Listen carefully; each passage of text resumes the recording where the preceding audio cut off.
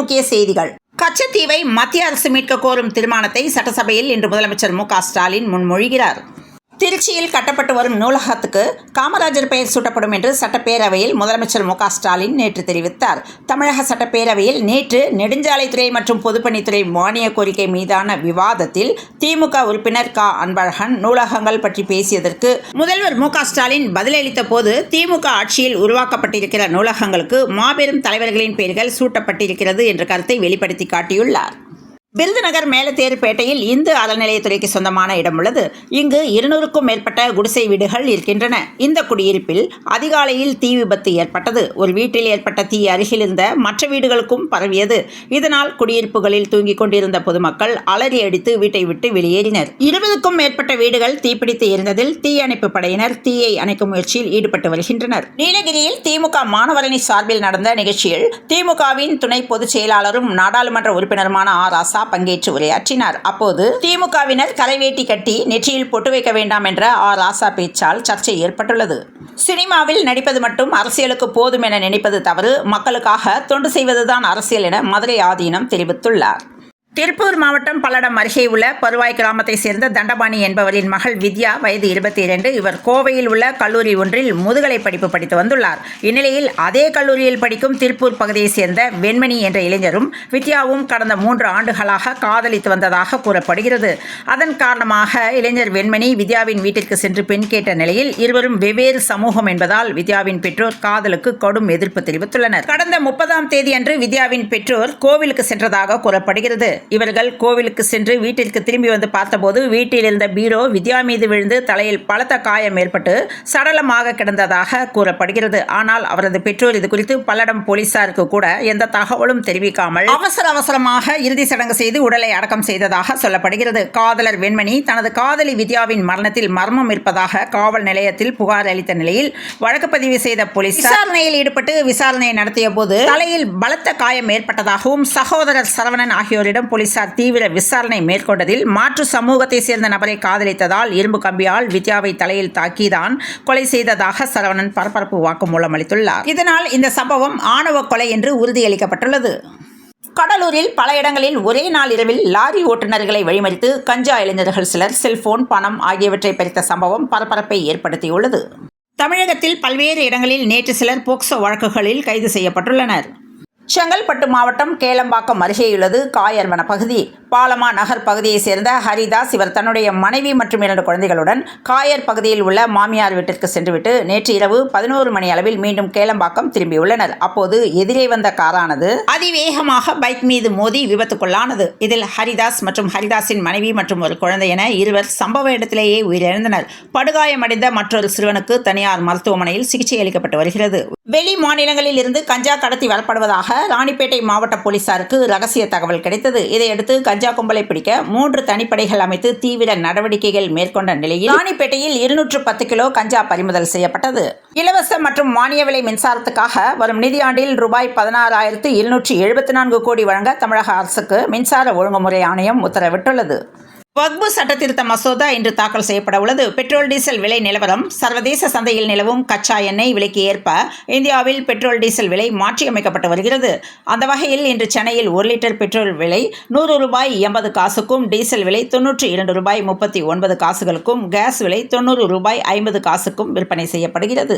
E-pass முறையை ரத்து செய்ய கோரி நீலகிரி மாவட்டத்தில் இன்று கடையடைப்பு போராட்டம் நடைபெறும் என்று தமிழ்நாடு வணிகர் சங்கங்களின் பேரமைப்பு தெரிவித்துள்ளது. ராமநவமி தினத்தில் இந்து மக்கள் கட்சி சார்பில் ராமரத யாத்திரை நடத்த அனுமதி மறுக்கப்பட்டு உள்ளதாக சென்னை உயர்நீதிமன்றத்தில் காவல்துறை தரப்பில் விளக்கம் அளிக்கப்பட்டது.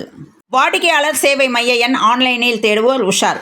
வங்கி கிளை தொடர்பு எண்கள், ஆன்லைன் பேக்கிங் மற்றும் ஏடிஎம் மற்றும் கிரெடிட் கார்டு புகார்கள் குறித்த விவரங்களை அறிய வங்கிகள் சார்பில் வாடிக்கையாளர் சேவை மைய எண்கள் வழங்கப்பட்டுள்ளன. தமிழகத்தில் தற்போது கிராமங்களிலும் செயின் பறிப்புகள் நடக்கின்றன. போதைப் பொருட்கள் புழக்கமும் அதிகரித்து உள்ளது. நெல்லை மாவட்டம் மூலக்கரைப்பட்டி அருகே உள்ள சிந்தாமணி நடுத்தெருவை சேர்ந்தவர் கணேசன் வயது 55 ஹோட்டலில் வேலை பார்த்து வந்தார். அவரது ஆதார் அட்டையில் கைரேகையை புதுப்பிக்க முடிவு செய்த கணேசன் நேற்று காலை நெல்லை கலெக்டர் அலுவலக வளாகத்தில் உள்ள இ-சேவை மையத்திற்கு வந்தார். சுட்டெரித்த வெயிலுக்கு தொழிலாளி மயங்கி விழுந்து உயிரிழந்துள்ள சம்பவம் அப்பகுதியில் பரபரப்பை ஏற்படுத்தியுள்ளது. ராமநாதபுரம் பகுதியைச் சேர்ந்த 17 வயது மாணவன் ஒருவன் +2 பொதுத் தேர்வு எழுதி முடித்திருந்த நிலையில் இவனுடைய நண்பன் அதே பகுதியைச் சேர்ந்த 17 வயது சிறுவன் இவர்கள் இருவரும் நேற்று முன்தினம் இரவு பைக்கில் ராமநாதபுரம் கிழக்கு கடற்கரை சுற்று சாலையில் உள்ள மதுபான கடைக்கு சென்று மது பாட்டில்கள் வாங்கியுள்ளனர். இதனைத் தொடர்ந்து பைக்கில் சென்றபோது விபத்து ஏற்பட்டதில் இடுப்பில் வைத்திருந்த மது பாட்டில்கள் நொறுங்கி குத்தி பள்ளி மாணவன் உயிரிழந்த சம்பவம் அப்பகுதியில் பெரும் சோகத்தை ஏற்படுத்தியுள்ளது.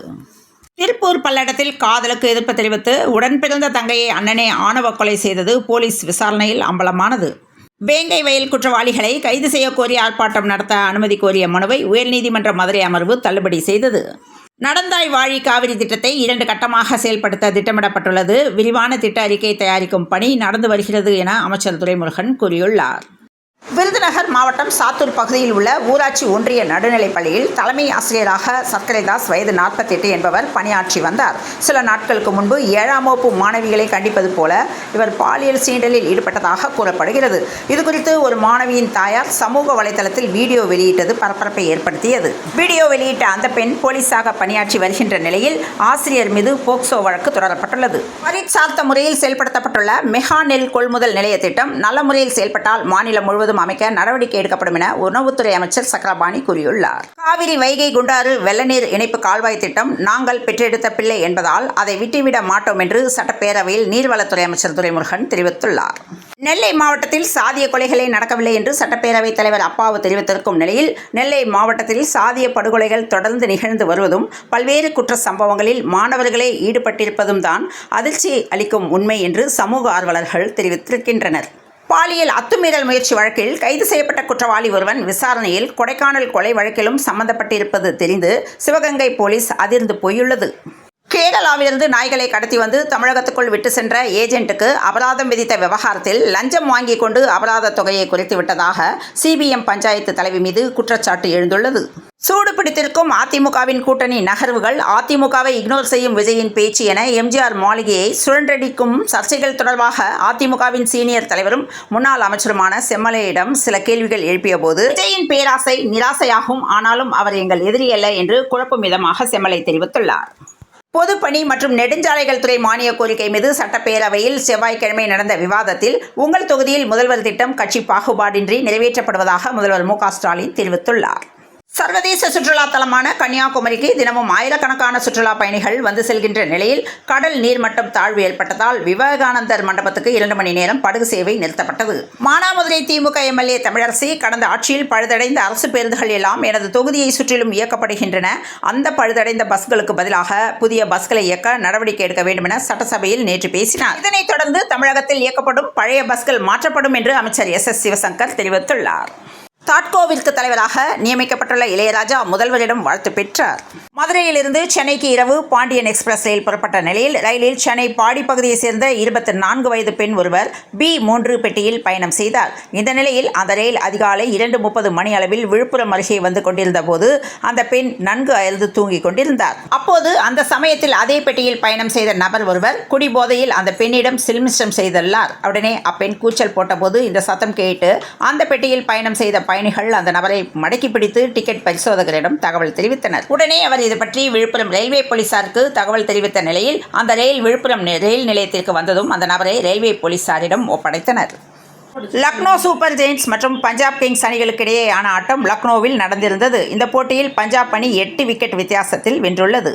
சென்னை அணி வெற்றி பாதைக்கு திரும்ப ஸ்ரீகாந்த் ஆலோசனைகள் வழங்கியுள்ளார். இந்த IPL சீசனில் முதல் 2 ஆட்டங்களையும் தோல்வியுடன் தொடங்கிய மும்பை இந்தியன்ஸ் அணி 3வது போட்டியில் வெற்றியை சுவைத்து எதிரணிகளுக்கு மிரட்டல் விடுத்துள்ளது. இந்த போட்டியில் மும்பை இந்தியன்ஸ் அணிக்கு முக்கிய காரணகர்த்தாவாக இருந்தவர் இளம் வீரர் அஸ்வின் குமார். பஞ்சாபை சேர்ந்த இந்த இளம் வீரர் தான் கொல்கத்தா நைட் ரைடர்ஸ் அணி வீரர்களை சிதறடித்து அணிக்கு வெற்றி தேடி தந்துள்ளார். சொந்த மைதானத்தில் வெற்றி பெற்றது மகிழ்ச்சி என்று மும்பை கேப்டன் ஹர்திக் பாண்டியா தெரிவித்துள்ளார். கடந்த 2024-25 நிதியாண்டில் GST வசூல் 9.4% அதிகரித்துள்ளது. இன்றைய தங்கம் மற்றும் வெள்ளி விலையில் எந்த மாற்றமும் இல்லை. அதன்படி சென்னையில் இன்று 22 கேரட் ஆபரண தங்கத்தின் விலை ஒரு சவரன் 68,080 ரூபாய்க்கும் 1 கிராம் 8,510 ரூபாய்க்கும் விற்பனையானது. நெல்லை மாவட்டத்தில் கடந்த சில நாட்களாக பகலில் கடும் வெயில் வாட்டி வதைக்கிறது. அதிகாலையில் பனிப்பொழிவு அதிகமாக உள்ளது. நெல்லை திசையன் வெளியில் கனமழை கொட்டி தீர்த்தது. தமிழகத்தில் வளிமண்டலத்தில் சாதகமான சூழல் ஏற்பட்டுள்ளதால் தமிழகம் புதுச்சேரியில் சில இடங்களில் வரும் 5ஆம் தேதி வரை மிதமான மழை பெய்யக்கூடும் என்று சென்னை வானிலை ஆய்வு மையம் தகவல் தெரிவித்துள்ளது. தொடர்ந்து இணைந்திருங்கள் பிரபாஸ் கதம்பம் செய்திகளுடன். மீண்டும் மற்றொரு செய்தியில் சந்திப்போம். நன்றி, வணக்கம்.